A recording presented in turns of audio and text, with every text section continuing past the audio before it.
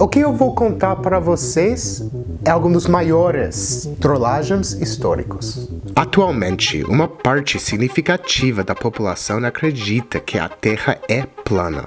Você já se perguntou de onde vem essa ideia? Provavelmente sim, e mais provável ainda, que tenha recebido como resposta que vem da Europa medieval, da Idade das Trevas. E você acreditou?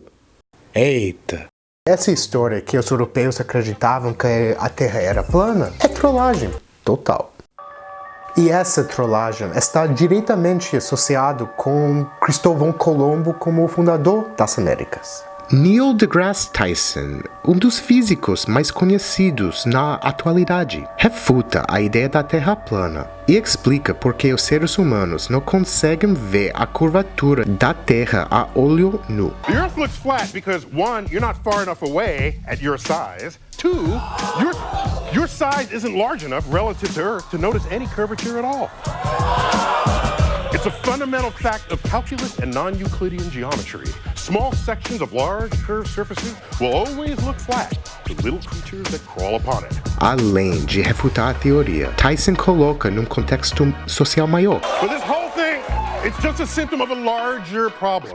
There's a growing anti-intellectual strain in this country. It may be the beginning of the end of our informed democracy. O físico associa o terraplanismo ao movimento anti-intelectual. O presidente Obama associa a ignorância desde os tempos de Colombo. We're trying to move towards the future. They want to be stuck in the past. And we've heard this kind of thinking before. Let me tell you something. Some of these folks were around when Columbus set sail. They must have been founding members of the Flat Earth Society. They would not have believed that the world was round. A crença na Terra plana como metáfora para a ignorância é um recurso retórico muito comum, geralmente usado pelo locutor para defender a perspectiva dele como a óbvia, e só os tolos não conseguem ver. Bush pai usa a mesma metáfora de Obama para criticar seus opositores, comparando-os aos terraplanistas. And he defied the timid counsel of those who said the earth was flat. Christopher Columbus's voyage to the Americas transformed human history. Columbus was an entrepreneur, and the risk he took 500 years ago continues to pay off abundantly today. And today we still have to combat the flat earth mentality. Por que esse argumento retórico é tão persuasivo, capaz de colocar o ponto de vista dos presidentes numa posição inquestionável? O problema é que esse argumento veio de uma ficção e foi se tornando realidade. Talvez a fala de Ronald Reagan vai ajudar a gente a entender um pouco mais. Columbus, of course, has always held a proud place in our history, not only for his voyage of exploration, but for the spirit that he exemplified. He was a dreamer, a man of vision and courage, a man filled with hope for the future, and with the determination to cast off for the unknown and sail into uncharted seas for the joy of finding whatever was there. Put it all together, and you might say that Columbus was the inventor of the American dream. Você ouviu isso? Columbus was the inventor of the American dream. Para Reagan, o American Dream é a ideia que qualquer um que tenha os culhões e correu riscos como Colombo pode obter prosperidade e dinheiro na América, além da imaginação. Dentro dessa lógica, os Estados Unidos é superior ao resto do mundo. E Colombo, o descobridor, é a metáfora perfeita, o que é ridículo. Bem, nacionalismo é ridículo. Vamos direto ao ponto. A história de que na Europa as pessoas acreditavam que a Terra era plana na Idade Média está diretamente ligado à formação de uma identidade estadunidense. E Colombo é parte central dessa narrativa, o patrono do Novo Mundo. Para entender como uma mentira se tornou uma verdade, sendo uma das bases da identidade estadunidense, temos que falar dessa cara aqui. Washington Irving. Washington Irving foi um escritor muito influente na cultura estadunidense. Ele nasceu em Nova York e ele foi a primeira pessoa para chamar Nova York de Gotham. Além de Coca-Cola, Washington Irving é provavelmente a pessoa mais importante que definiu a ideia de Natal que a grande maioria tem hoje, no mundo todo. Voltando à trollagem, Washington Irving é o autor do livro A History of Life and Voyages of Christopher Columbus, publicado em 1828. É esse livro que popularizou o mito de Cristóvão Colombo como herói das Américas nos Estados Unidos e no mundo. Irving teve acesso a muitos documentos sobre a vida de Cristóvão Colombo, porque foi convidado pelos espanhóis para escrever um livro em inglês sobre a história dele. Só que Irving achou muito chata a vida de Colombo. Não era muito emocionante e viu que o público estadunidense não teria muito interesse. Então, decidiu escrever uma biografia ficcional, muito mais divertida, inclusive com algumas mentiras ou inverdades, vamos dizer. Um dos aspectos mais importantes da biografia é que conseguiu catalisar vários anseios da sociedade estadunidense da época, principalmente no que se refere a uma narrativa de oposição entre Europa e os Estados Unidos. A Europa como metáfora da Igreja Católica e os Estados Unidos, a terra dos colonos protestantes, que se achavam superiores. E como isso se deu? Através da criação de uma nova imagem de Colombo, que foi contra o obscurantismo científico dos católicos que acreditavam que a Terra era plana. Posteriormente, tal coragem o levou a se tornar o patrono das Américas. Essa história está toda errada. Primeiro, não teve um período de 700, 800 anos de trevas na Europa, em que as pessoas acreditavam que a Terra era plana. Agora, vamos falar sobre o conhecimento que havia na época na Europa, acerca do formato da Terra.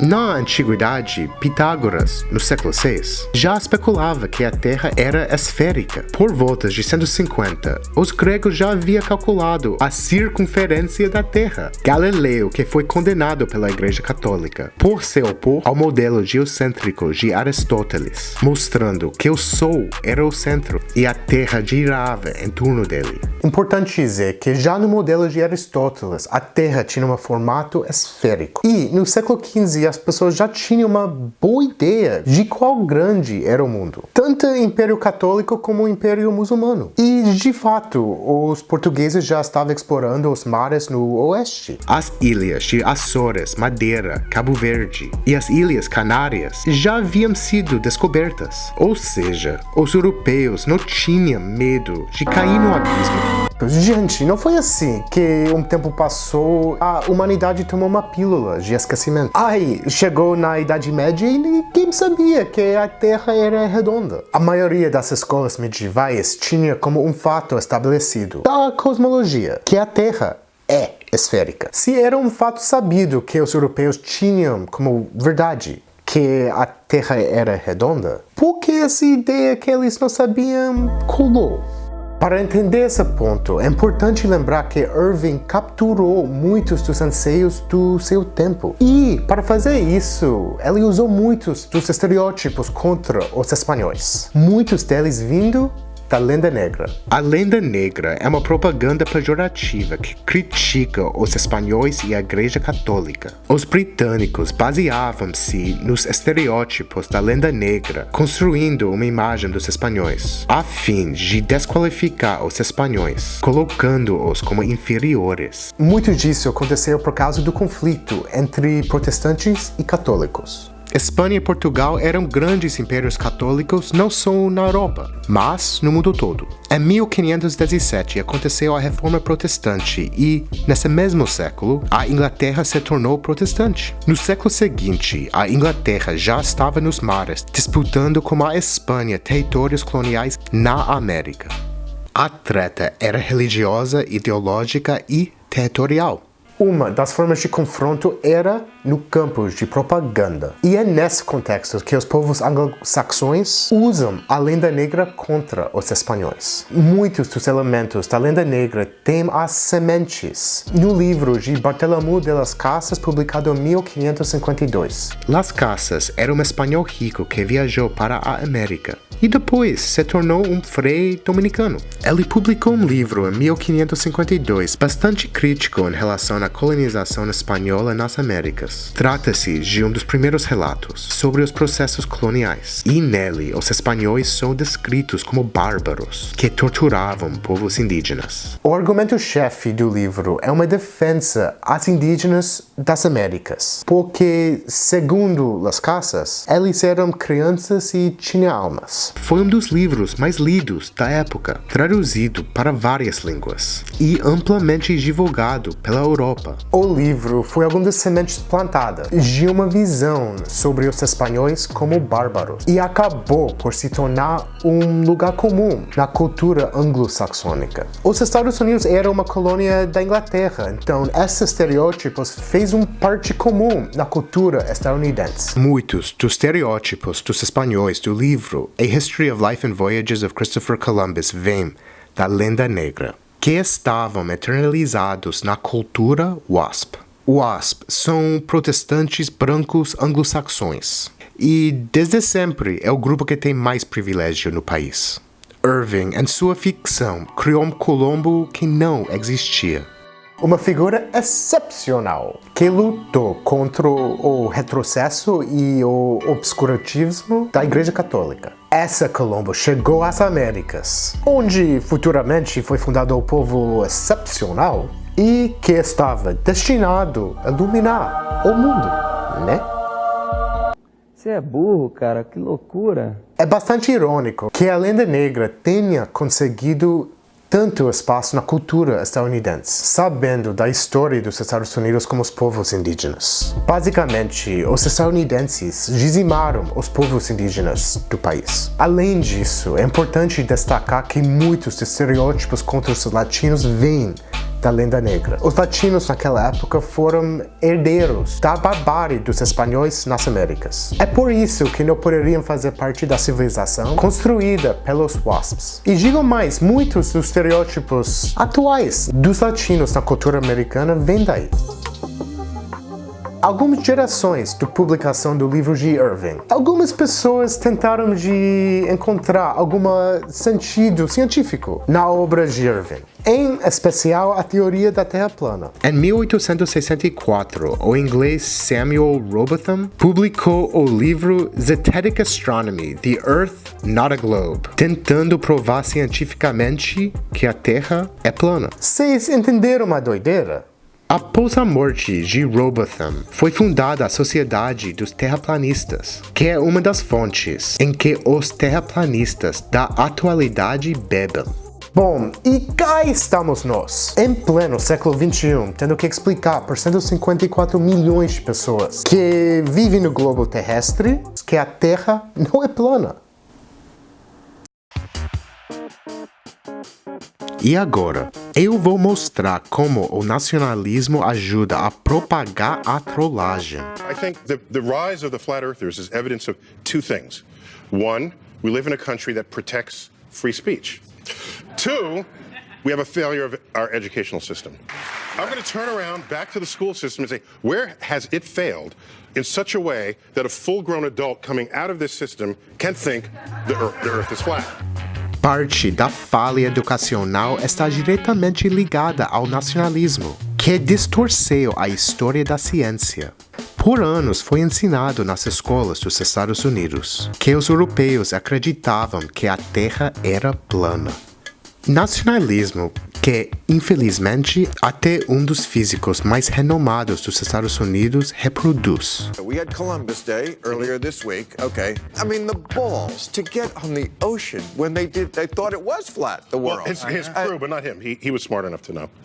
Yeah. That the world was not flat. Was not Okay. flat, yeah. But E aí? Você acha que é só religião que atrapalha a ciência? O nacionalismo também. Império Americano é foda, né? E se você tem um amigo que acredita que a Terra é plana, mostra o vídeo e dá um abraço, porque a vida é difícil. Muito obrigado por assistir e espero que tenha gostado do vídeo. Em solidariedade, camarada gringo.